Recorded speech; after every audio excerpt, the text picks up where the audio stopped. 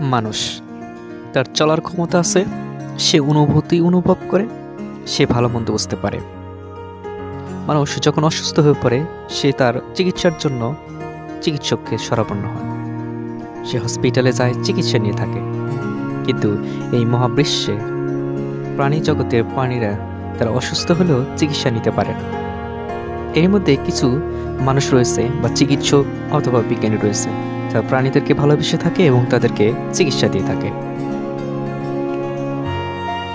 সমুদ্রের সবচেয়ে বড় প্রাণী বলা হয় তিমিকে। যুক্তরাষ্ট্রে একটি সমুদ্রতে একদল চিকিৎসক তারা একটি অসুস্থ তিমিকে দেখতে পায় এবং সেই তিমিকে উপরে নিয়ে আসার জন্য চেষ্টা চালিয়ে যায়।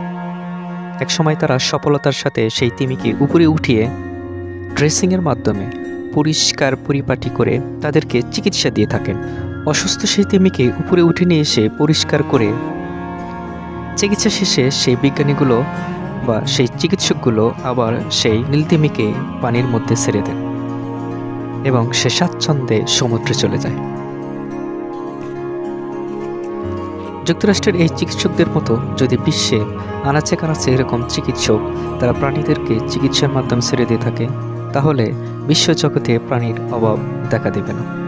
যেরকম ডাইনোসর পৃথিবী থেকে বিলুপ্ত হয়ে গেছে, ঠিক এরকম অসুস্থ হয়ে যদি নীলতিমিও শেষ হয়ে যায়, তাহলে পৃথিবী থেকে বিলীনের পথে চলে যাবে।